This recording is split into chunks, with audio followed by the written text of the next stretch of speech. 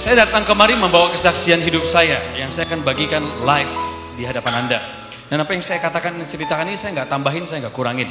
Saya nggak mau karena saya ada di atas mimbar.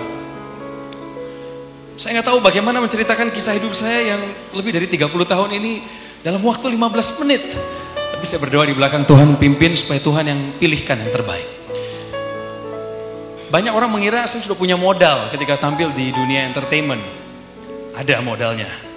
Tapi bukan uang, bukan baju, bahkan bukan rambut yang memuji Tuhan berdiri begini. Not at all. Capital saya adalah talenta. Tuhan kasih saya talenta berbicara, kasih talenta suara, bersyukur untuk itu. Tapi saya lahir dari keluarga yang sederhana.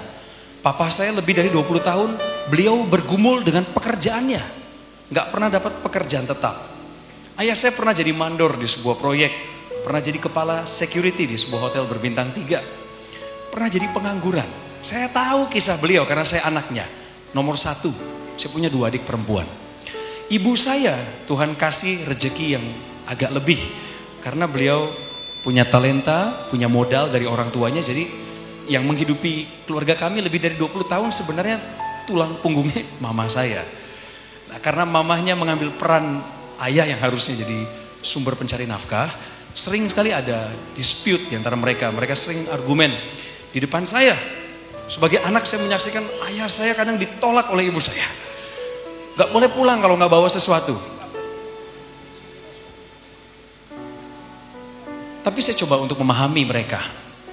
Saya gak mau menyalahkan salah satu dari antara mereka. Saya sayang sama dua-duanya. Saya cinta keluarga saya. Ayah saya gak sempat ngelihat saya seperti ini, Bapak Ibu. Lalu saya ingat dulu, ayah saya suka bisik-bisik ke saya, minta uang ke om kamu supaya bisa lanjut sekolah. Bapak saya bahkan gak bisa ngasih uang sekolah di waktu-waktu tertentu waktu saya SD dulu. Jadi saya harus ngomong sama om saya. Dia yang bayarin. Coke Sitohang kecil bertumbuh. Puji Tuhan saya dididik di sekolah yang memang cukup strict waktu itu. Jadi saya gak ikut-ikutan gaul yang aneh-aneh. SMP saya ikut kur, ikut akapela, main basket, taekwondo, itu aja yang saya lakukan. Tapi begitu pulang ke rumah, kadang-kadang gak damai. Tapi Tuhan baik. Pelan-pelan Tuhan kasih pengertian sama ibu saya, bahwa itulah kemampuan ayah saya. Harusnya dia lebih menerima, meskipun mereka kadang dingin-dinginan. Dan puji Tuhan, ayah saya dipimpin oleh Tuhan. Karena beliau meskipun perginya kemana cari nafkah, tapi pulangnya pasti ke rumah. Dia punya hati untuk keluarganya. Beliau bukan orang sukses seperti kebanyakan bapak dan ibu sekarang yang saya lihat. Tapi saya sebagai anaknya mewarisi benih yang beliau tabur dulu. Karena beliau adalah orang yang sayang sama Tuhan Yesus. Waktu saya pergi ke Jakarta pertama kali di tahun 2002, saya orang Bandung Bapak Ibu. Saya besar di Bandung. Tahun 2002 saya pindah ke Jakarta. Waktu saya kerjaan pertama yang saya ambil adalah kuli tinta. Dengar kulinya Anda jangan pikir saya bisa begini badannya karena nguli nyangkul. Enggak ada hubungannya sama semen, kuli tinta. Tukang nulis berita, saya adalah wartawan dulunya. Pekerjaan sebagai jurnalis saya ambil karena terpaksa. Sebab waktu itu saya udah gak punya uang lagi untuk lanjut kuliah. Mama saya bilang tahun 2002, setelah saya hampir 3 tahun kuliah, beliau bilang, Cok, ini hari yang paling saya takutin. Hari dimana saya gak bisa support kamu lagi dalam biaya kuliah. So, you gotta find a job. Saya harus cari pekerjaan. Jadi saya lamar kerja ke Jakarta. Maksud saya melamar ke stasiun TV itu adalah supaya saya bisa jadi pembawa acara seperti sekarang.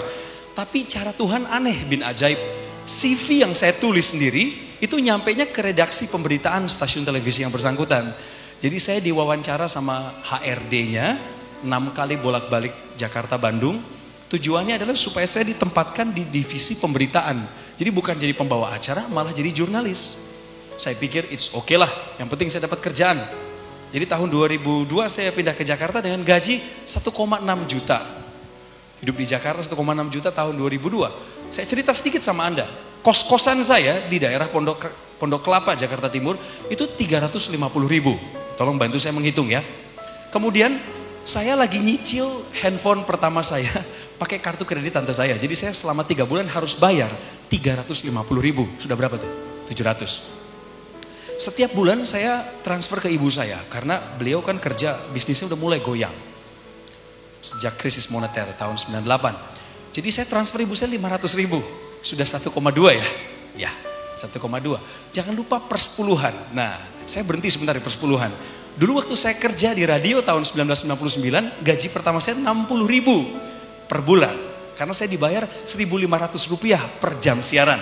Jadi kalau masih ada penyiar radio yang digaji 1.500 di Solo, pulang dan bertobatlah. Saya dibayar 1.500 bos, tapi nggak apa-apa. Waktu itu saya senang-senang aja. Nah, waktu saya terima gaji pertama, ini cerita flashback dikit ya. Tante saya yang sudah di dalam Tuhan, udah berapi-api, dia ngomong gini, Cok, kamu harus kasih 1/10 dari pendapatan pertama kamu. Bahkan kalau perlu kasih buah sulung. Apa itu namboru? Tahu namboru nggak? Namboru itu bahasa Korea, artinya tante. Oh gitu ya namboru? Iya. Saya kasih 60 ribunya sama Tuhan karena saya diajar untuk setia dalam perpuluhan, jadi tak bayar. Nah, kembali lagi ke tahun 2002, gaji 1,6 juta per puluhan 160 ribu, betul? Ya. Dari 1,2 juta pengeluaran saya potong lagi 160 ribu. Silakan hitung sisanya. Nah, Anda kok ketawa ngenyek gitu ke saya ya? Apa saya ngerasa tersinggung? Saya hidup sampai sekarang, benar. It's miracle. Ini ajaib, tapi Tuhan memelihara saya lewat kesetiaan perpuluhan. Tuhan baik, gaji saya naik. Oh iya. Dan saya diajar, perpuluhan tuh bukan ngasih ke hamba Tuhan. Enggak, kembaliin ke Tuhan, biar ada makanan di rumah Tuhan. Berapapun yang saya dapat. Setiap kali habis ada MC di akhir pekan dulu waktu saya jadi wartawan, saya potong langsung. Bapak Ibu jangan berpikir ini gampang buat saya, karena pernah suatu kali saya kekurangan. Saya negosiasi sama Tuhan, saya bilang Tuhan boleh gak saya pakai dulu perpuluhannya. Bulan depan saya lipat gandakan. Saya hampir mengambil bagiannya Tuhan, tapi hati saya gak damai. Gak damai. Tuhan bilang jangan takut, saya akan pelihara kamu. Jadi saya ambil langkah radikal, saya ke ATM, saya ambil itu uang langsung masukin amplop, hari Minggunya gereja. Tanpa babi bu lagi, saya masukin ke dalam kotak dengan gemetar. Dalam nama Yesus, aku percaya pemeliharaanmu nyata. Tak masukin, gak bisa diambil lagi. Anda tahu apa yang terjadi? Saya punya saudara di Jakarta. Nah saudara saya ini senang kalau saya datang ke rumahnya. Jadi pemeliharaan Tuhan itu sederhana loh. Tapi sebenarnya itu bentuk pemeliharaannya. Saya ditelepon sama tante saya. Cok, apa kabar? Gimana kos-kosan? Aman? Aman, Namboru. Sini dong main ke rumah saya. Ini sepupu-sepupumu kangen. Oke, dijemput sama supirnya. Kalau dijemput supirnya saya ngeluarin ongkos kan? Aman. Pergi ke rumahnya nginep 2 hari. Di rumahnya makan tentu dari beliau, betul? Dari beliau. Libur di sana, pergi ditraktir. Pulang ketika saya mesti kerja lagi, disangoni. Dikasih amplop. Iya. Coki gimana? Ada nggak uangnya? Oh nggak usah Namboru, nggak usah. Nggak apa-apa. Oh ya, makasih Namboru. Puji Tuhan. Masukin. Saya dulu nggak sadar itu bentuk pemeliharaan Tuhan loh saudara. Iya. Terus saya tiba-tiba bisa melewati aja minggu itu dengan hebat. Padahal gaji udah menipis. Sampai akhirnya saya berhenti bekerja di tahun 2005. Saya resign dari kantor itu dengan gaji terakhir. Sorry saya belak-belakan aja, nggak apa-apa kan? 3,2 juta. Belum sarjana loh. Karena kuliah saya mandek waktu itu. Sampai sekarang pun masih. Well, saya cerita apa adanya. Jadi saya keluar tahun 2005 Bapak Ibu. Berkat pertolongan Tuhan, saya mendapatkan kesempatan untuk memulai karir saya di dunia entertainment. Tahun 2005 saya dapat kontrak 12 episode. Akhirnya saya keluar dari pekerjaan sebagai wartawan, mengejar cita-cita jadi pembicara dan pembawa acara seperti sekarang. Saya pikir semuanya mulus Bapak Ibu. Di kontrak 12 episode, di episode yang ke-7 saya tumbang, sakit. Saya nggak tahu ada penyakit itu di liver saya. Ternyata selama 2 tahun terakhir menurut analisa medis, masuklah yang namanya virus hepatitis ke hati saya. Dan saya nggak tahu karena saya nggak pernah cek ke dokter, nggak ada duit. Tahu-tahu pagi itu ya udah, saya bangun, saya merasa badan saya makin lemah, mata saya celong, jadi masuk ke dalam gitu Bapak Ibu, kurus, tirus pipinya, kuning matanya, perutnya buncit, badannya kurus. Saya nggak tahu sakit apa. Sampai pagi saya bangun, saya bilang sama Mbak, tolong bikinin saya mie instan sarapan. Mohon maaf, Mbak saya masukin yang pertama saya muntah, lalu dibawa sama sahabat saya cek darah ke laboratorium dan saya menginap di rumah tante saya. Begitu keluar hasil tes darahnya, saya takut sekali Bapak Ibu. Saya takut banget karena sahabat saya ini orang Batak. Dia bawa hasil lab itu, ketemu sama Namboru saya yang nungguin saya di sana. Dan inilah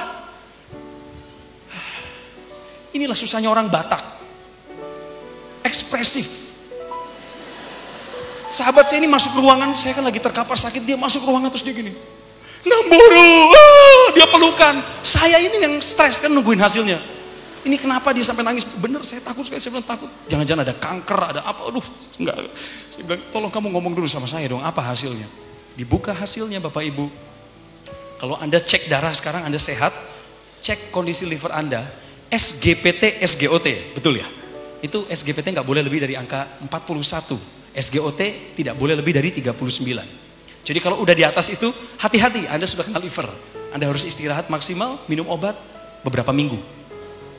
Anda tahu hasil saya berapa? Mau tebak-tebakan angka? Sebut aja nggak apa-apa, saya nggak akan tersinggung. 100. Oh makasih loh ada yang nyebut 100 di belakang, kamu doain saya. Wow, faktanya brother, SGPT saya 1500, puji Tuhan. SGOT saya 900. Dan saya masih bangga sampai sekarang punya hasil itu. Saya taruh, saya figura. Setiap kali saya lihat figura itu saya ingat, Tuhan menyelamatkan saya dari ujung maut. Oh ya, saya nggak main-main soal ini. Tapi bukan soal kesembuhan loh. Saya pikir kesembuhan itu goalnya, enggak. Karena waktu saya masuk rumah sakit, masuk kelas 3, berenam, nggak ada TV. Saya nggak mampu untuk bayar yang kelas 2, kelas 1. Saya anak paling tua, saya harus berjuang sendiri, ngapain lagi ngerepotin keluarga. Jadi saya masuk ke ruangan rumah sakit itu, semuanya diem-dieman. Ada yang sakit demam berdarah, ada yang habis operasi hernia, ada yang kena liver, hepatitis B sebelah kanan saya. Semuanya sakit, nggak mau ngobrol. Saya terbaring di sana dan saya ingat di sebelah kiri saya ada Alkitab warna hijau yang saya terima tahun 1999 dibaptis pertama kali. Saya cuma pegang Alkitab yang dibawakan ibu saya dari Bandung, saya nangis baca Alkitab. Tahu kenapa nangis? Karena saya udah lama nggak baca Alkitab. Saya ingat waktu saya sakit itu loh, Tuhan bilang sama saya, loh kemana aja? Kamu nggak kangen sama aku ya? Saya ingat flashback lagi 2 tahun terakhir hidup saya sebelum saya sakit itu kacau balau Pak, Bu. Mohon maaf ini, gereja sih gereja, kadang nggak gereja juga, tapi udah nggak ada saat teduh, udah nggak ada hubungan intim sama Tuhan, nggak ada. Saya harus saksikan sama Anda.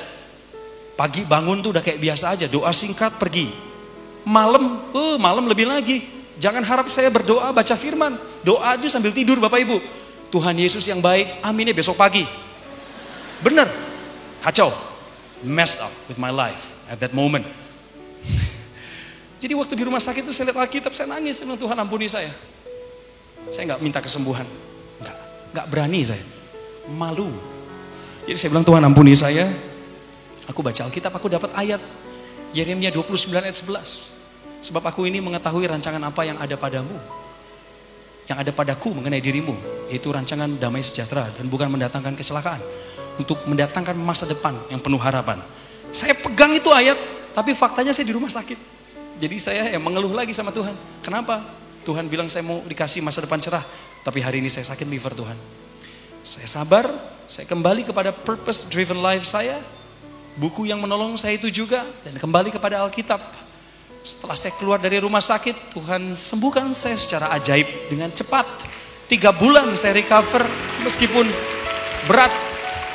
Diem di rumah nggak ngapa-ngapain, cuman keluar rumah kena matahari sedikit, masuk lagi ke rumah nonton televisi. Stres kalau nonton TV Bapak Ibu, karena tahun 2006 saya nonton TV, saya ngelihat presenter tuh keren-keren, pemain sinetron, wah bajunya keren, bagus. Saya nggak punya modal itu. Saya harus mulai dari nol, karena saya lagi sakit kan, saya lagi pemulihan, stres. Setiap stres saya kembali lagi ke firman, saya nggak punya pegangan lain. Kamus saya semua sudah dibakar, buku petunjuk saya, yellow pages, nggak ada. Adanya Alkitab. Ya wes, kita baca aja. Saya merasakan dikuatkan. 2006 memulai karir, 2007 Tuhan angkat. Yang dulunya hilang sama iblis dicuri, biaya-biaya yang nggak penting, membuat saya sakit, Tuhan kembaliin. Tuhan kembaliinnya nggak 1-2 kali lipat. Tuhan ingat mungkinnya dulu pernah saya menabur.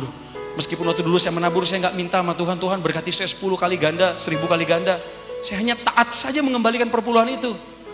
Tapi Tuhan baik. Hari ini, Bapak Ibu, saya bersaksi di hadapan Anda, dan bukan hanya di depan Anda, di depan televisi. Saya mesti bilang, Tuhan Yesusku baik. God is good all the time, and all the time God is good. Oh, banyak sekali yang pengen saya ceritain, tapi nggak malam ini. Sepertinya Anda harus mengundang saya lagi.